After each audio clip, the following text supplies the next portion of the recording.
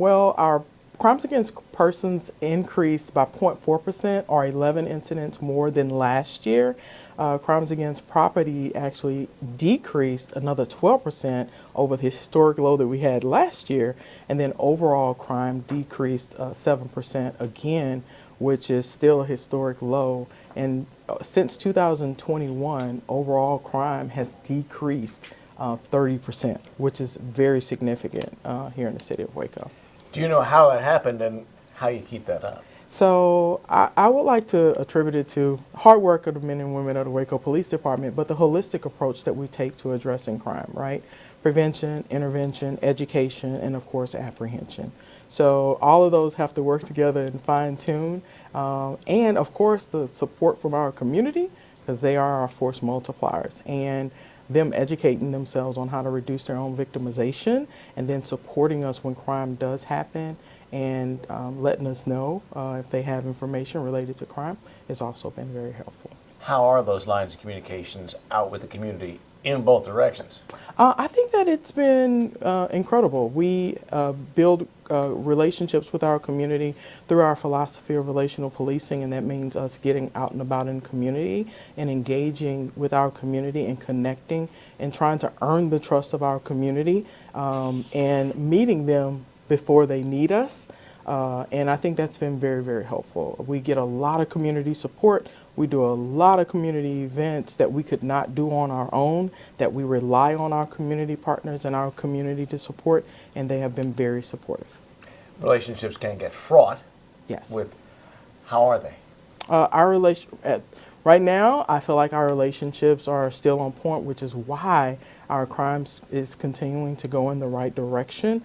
Again, when we need that support from the community with the number of events that we do, they step up and they always help us and provide us with resources or their time or their services. And so it seems to be still going in the right direction. What about manpower? The department's running a little below recruiting goals, supposed to have 295 officers. What do you do about that? So we have an authorized strength of 297, and we're currently at 286 with 10 in the academy, and a process that will be starting after our civil service exam tomorrow. But when I got here 5 years ago, the authorized strength was 268. So I feel that we're going in the right direction and that we have increased staffing. But I would really love to get up to that 297 because as this city grows, our department is going to need to grow with it. But we have different recruiting strategies that we use. We're very fortunate to have instructors at Baylor University who are police officers or retired police officers now. We also have our Explorers program and our youth programs. That's just kind of a transition from youth who are interested in criminal justice coming over to our department. Internships that have really been helping us out. And then just the actually outward forward-facing recruiting.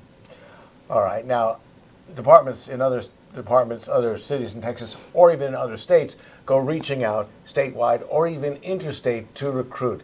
Any plans for anything like that? So we're not actively putting out billboards or anything like that in other states now, but they are seeing our Facebook posts and are engaging with us on social media, and we are getting candidates from other states that are coming to Waco. How? What is it that appeals to you? I think we have incentives, first of all. We do have incentives for lateral police officers or those with experience. They get the most, right? And if you're coming from out of state or if you have police experience, then you'll get, I think it's $7,500. And then just being recruited to the Waco Police Department, you get an incentive as well.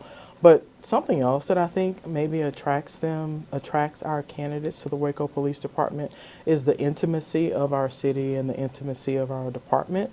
I think in the work that we're doing, that we're pushing out in the community, and they're seeing that we have a genuine concern and a genuine, we genuinely want to connect with our community to make our city better. Is that relationship something you hear about from recruits or potential recruits? What happens when I go out in the street? What kind of reception am I going to get?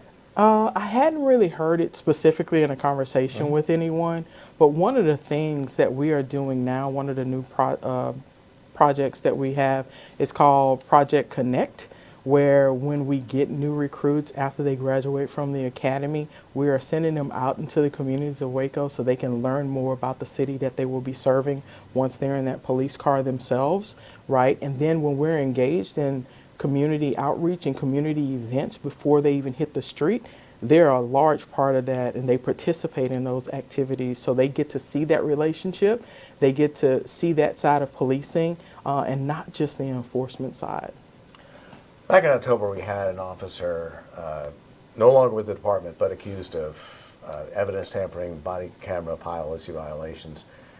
How do you address that, and what do you do going forward for that kind of an issue? Yeah, that's a great question. So primarily that was a character and integrity issue with that particular individual, but there are things that we can do as an agency to make sure that we are being more proactive in holding people accountable, conducting body-worn camera audits, which is a part of our policy, and which we will follow up, or we have been following up on more to make sure that our supervisors are doing that. But That's all right. But the good thing about that is that his behavior was reported by another officer. So to me, that says a lot about the men and women of the Waco Police Department who are out there trying to do the right thing. You worry about that when it comes to relationships with the public, because, oh, look, that a challenge? So again, I'd like to highlight that the reason that that is so important, that it was identified by somebody internally and we got on it right away to address it. I think that it shows the community that we can hold ourselves accountable and that we are committed to holding ourselves accountable when we're not doing the right thing. Looking broadly, you mentioned Waco. Waco's growing a lot. What does that mean in terms of challenges or opportunities for a department like yours? Yeah, so I think that's an opportunity for us with recruiting in order to get more people attracted to come to the Waco Police Department, but also our relationship, making requests to council to increase our staffing here at the Waco Police Department. We cover 100 square miles and 297 officers with an that's our authorized strength. With only about half of those actually being on the street, it's going to become a time where we're not going to have a choice, that we have to increase staffing. And then as we expand out, we're going to need more officers to be able to do that. I can't say whether or not it's, crime, more people, opportunity for crime to increase is there, right? But we want to be proactive and prepared. So as the city grows and as we start meeting these numbers, 297, then going to council and saying, hey, we're here, our city is growing, we'd like to have more officers. How has the back and forth been with the city on issues like that, on manpower and paying for manpower? Again, our council and our city manager's office have been so supportive, again, because when I started here, we had 268 as an authorized strength, and we're now at 297. So if we can go and articulate the need and show the need, they've been very, very supportive. Public safety is high on our council and our city manager's list. Okay, ICE. Yeah. A lot of talk about ICE. We've got the McLennan County Sheriff's Offices cooperating. How are you crafting the relationship with ICE? And I guess this comes through you, through the city.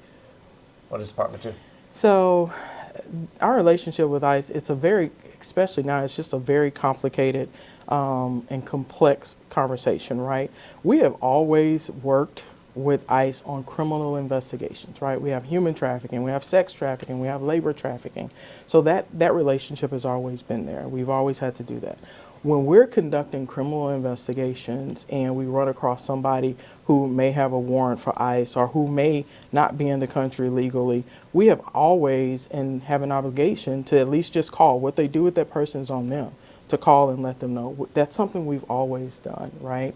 But our primary focus in Waco, I don't know if you've ever heard me talk about relational policing, is building relationships with our community, because what we don't want is for individuals to not call the police when they're being victimized because they're afraid that we're coming to arrest them, or on a warrant, or because of their status.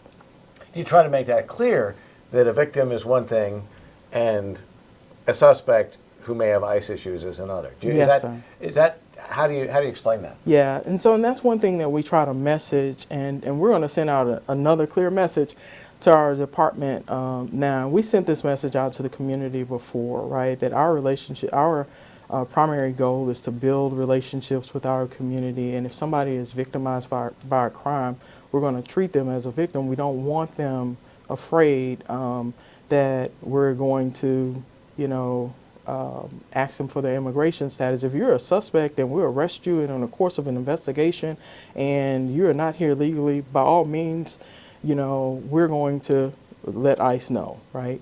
But what we don't want is people to be victimized and continue to be re-victimized, and then these suspects become emboldened because nobody's calling the police, and it just spreads throughout our community and the crime is up again. Is your messaging clear enough that people understand that? I hope so. We get some people that understand, but we still have a lot of, you know, responses on Facebook and that type of thing where people either don't understand or have come to their own conclusions and, you know, can't be convinced one way or the other. But I think that we send a message through the work that we do and through our actions that we care about our community. Staying on ICE, a lot of controversy and sometimes issues out in the streets. Protests, sometimes violence. Not much of that in Waco, but you never know. Are you prepared for that? Are your officers prepared? Yeah, so our officers, we get mobile force, field force training, we get riot training, and we've been very fortunate here in the city of Waco. And we have relationships with our community members, whether they agree or not, with how we handle things or how you know, things are going in the federal government, but they reach out to us and will say, hey, we plan on protesting, this is where we're going to be, typically promoting themselves, policing themselves, and typically with very little or few problems, and sometimes no problems, right? And so I think building those relationships with our community members and with those that are in the community that want to exercise their right, and making sure that they understand the laws and them abiding by the laws and having police themselves, it works out in our favor, and I'm very grateful for that. Is the relationship with the public, including, say, activist public, good enough that you can do that? Yeah, absolutely. Absolutely. And that's happened. It happens all the time. Where people will call and say, hey, this is where we're going to be, or they may have questions. We're going to be here, and we're not sure if this is considered a sidewalk. We're not trying to cause any problems. We just want to, you know, go out and make our statement. And we will provide that legal advice. We'll get with legal and say, hey, this is what they want to do. What kind of instructions do we give them? And they abide by it. If they come to you with questions, yes. Just questions, yes. Instead of screaming and yelling, yes. I would think that might be kind of a relief, just that it's unfolding that way. Yes, and that is so much for police chiefs across this country to have a relationship with activists, whether they support the police or don't support the police, but to want to say, hey, we want to do this the right way. We know that we have a right to exercise our rights. What do we do to make sure the police not showing up and arresting everybody, right? Or that we're not violating the law, and that we can make our point known without, you know, causing any kind of controversy. And that's just really a blessing to be able to have relationships with people like that. All right. Well, I think we are pretty good. I'm so glad we got to do this. Yeah. How you guys doing? Good. All right. Good. All right. Well, I'm so glad to actually meet Well, you. thank you. Yes, sir. Yeah, You thank too. you. Feeling good in 26? I'm feeling good. I mean, the crime numbers are down. You know, again, that overall decrease in crime since 2021 being 30% is very significant for the city of Waco. And property crimes, and I have to put this out there, property crimes since 2021 is down almost half. It's down 40%. And so I want us to sustain or continue to get lower, right? To make our city more attractive, to make our city feel safe, make our community feel safe. So we can enjoy this beautiful place that we live in. So when you see the rocks and the bottles and the tear gas flying around on TV, do you cringe? I do, and it, you know, and it worries me sometimes. And so, you know, I think back to 2021 with the murder of George Floyd and everything that happened then, and you know, people burning down police stations, and I honestly, that night that I saw that, I literally cried. I wasn't at work that night, but I knew that we were going to expect some, similar protests in Houston, and it just broke my heart to know that people, that's how people felt about the police, something that I'd done all my life, and then me with the philosophy of actually building relationships. Yeah, that gets kind of scary for a police chief. Well, I wasn't a chief then, I was an assistant chief, but still, it was still scary. Right.